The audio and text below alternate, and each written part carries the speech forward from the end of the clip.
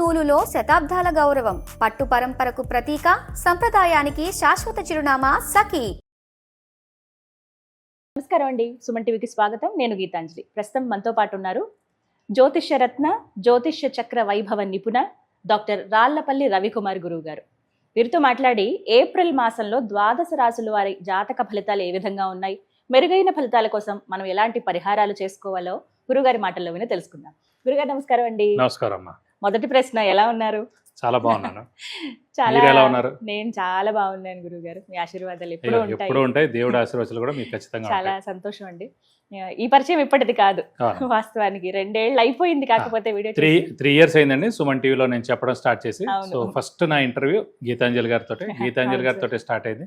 మళ్ళీ ఒక ఏడాది చెప్పాను, తర్వాత మళ్ళీ గ్యాప్ వచ్చింది.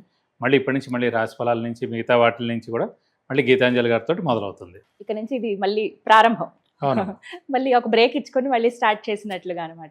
గురుగారు, ఇక ఏప్రిల్ ప్రతి మాసం ఖచ్చితంగా కోరిక ఉంటుందండి, తెలుసుకోవాలని జాగ్రత్త పడతారు.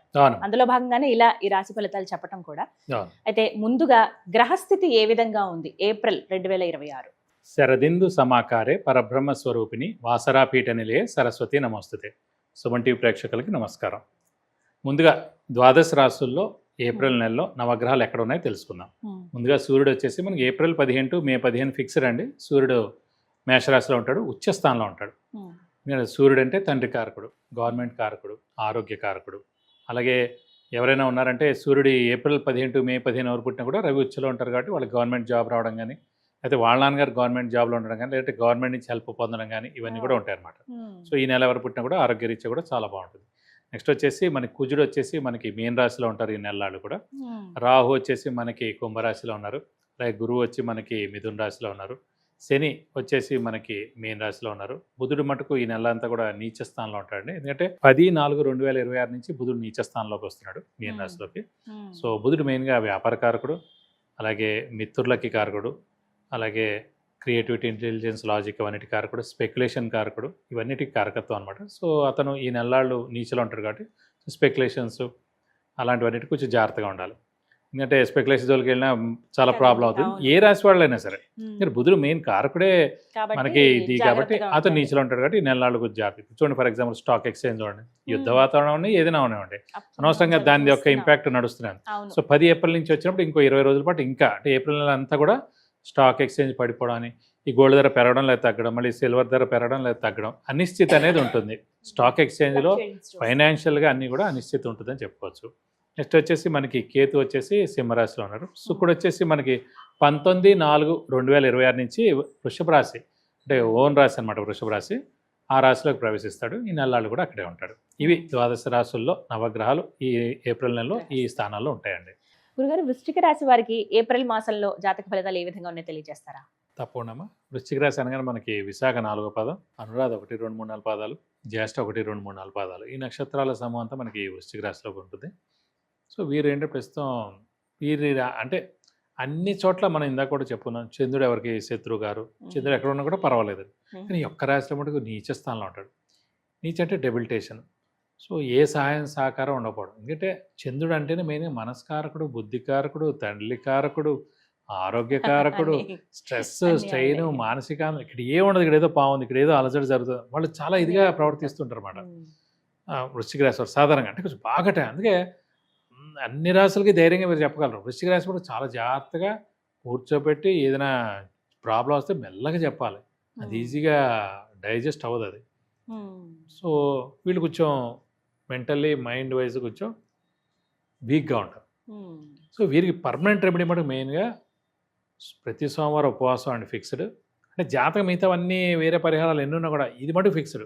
ప్రతి సోమవారం ఉపవాసం ఉండాలి.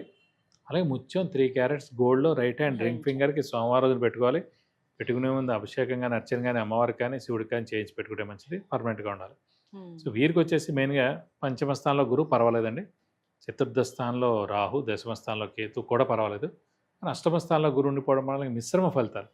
అంటే దుస్థానాలు అని అంటారు అన్నమాట. 6th house, 8th house, 12th house.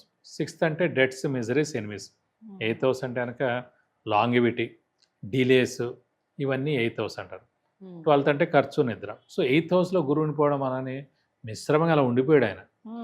ఏ పని చేయకుండా కామ్గా ఉండిపోయి ఇక మీ పని నేను చూడండి తర్వాత చూద్దాం నెక్స్ట్ డే ఎలా జూన్ 2 వస్తుంది కదా, అప్పుడు గురుబలం అప్పుడు 9th హౌస్లోకి వస్తారు, ఎక్సలెంట్ ప్లేస్లోకి వస్తారు.